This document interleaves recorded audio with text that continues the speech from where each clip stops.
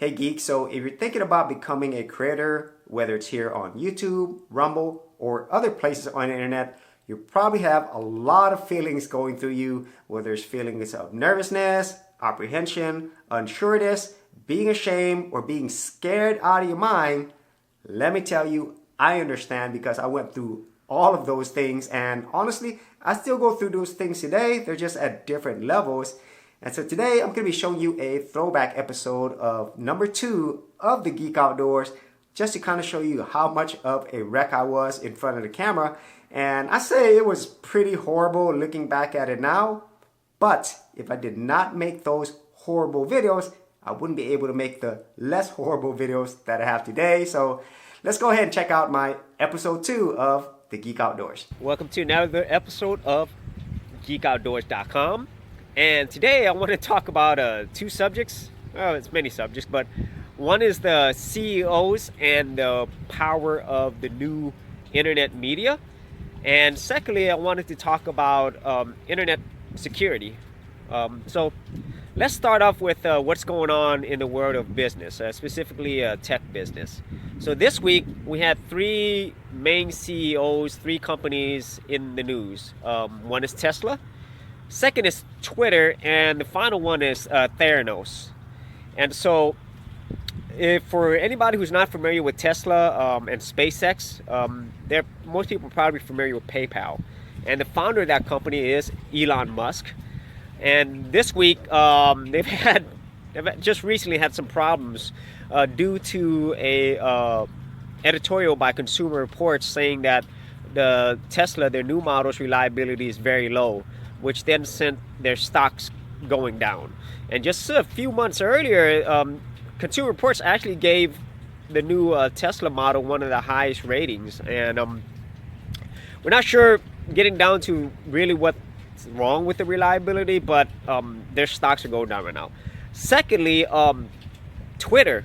One of the co-founders of Twitter, Jack Dorsey, has returned in the spot of CEO after ousting the previous CEO.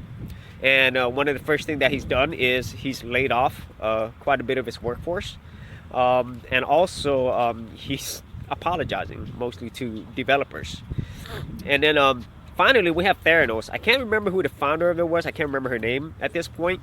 But there have been some reports from the Wall Street Journal stating that the testing methods, and Theranos, if you don't know, is a new innovative testing method to collect blood and actually do the analyzing of the blood by taking very little blood with very little pain. And I think a lot of people would love something like that. But the Wall Street Journal has just released some reports, just basically just talking about the process that's not a good process.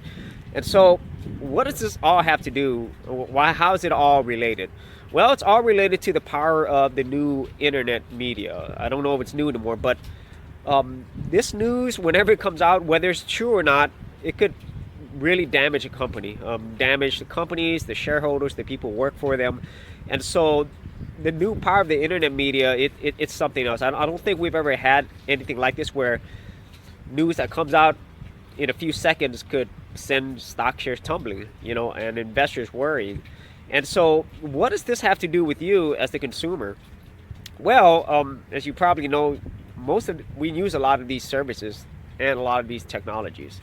Now, even if you're not an investor, whenever news like this comes out, and once again, whether it's true or not, it will affect you. If it's not immediate, it might be long term.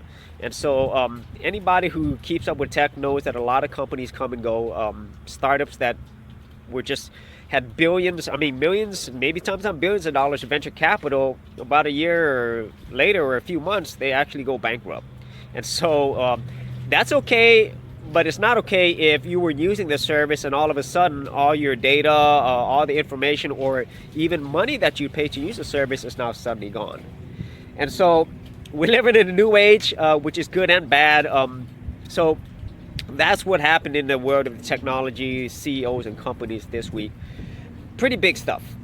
Now, the second thing I'd like to talk about is security on the internet, or just with technology in general, or more or less the lack of security. And every single week we're hearing like news of sites getting hacked. Just a few weeks ago, Experian, which is one of the largest credit companies in the world, actually got hacked.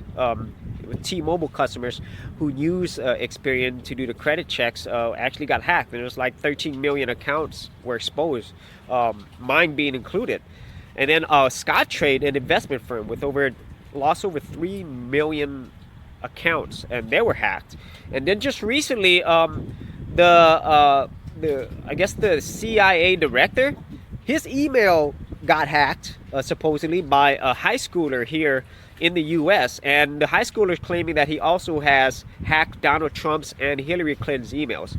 So what does all of this have to do? Well, this affects us, but unfortunately, all of us are like becoming desensitized to it.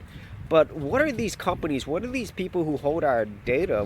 What are they doing to help us? I mean, as far as I see, really nothing. I mean, a lot of times when your information gets compromised or hacked, they offer you free credit monitoring service, which is basically a way for these other companies to charge you later on to continue using their service.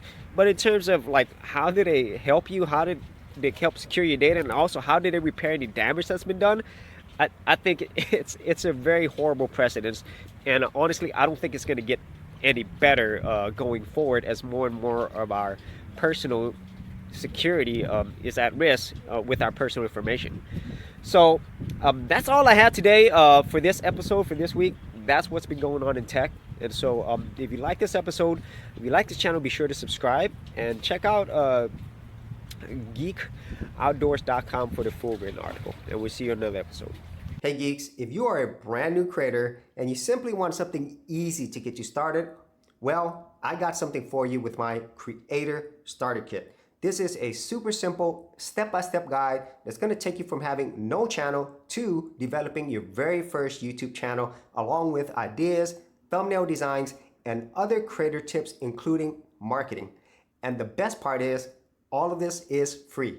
Simply head over to the link below, check out my page, and get started creating.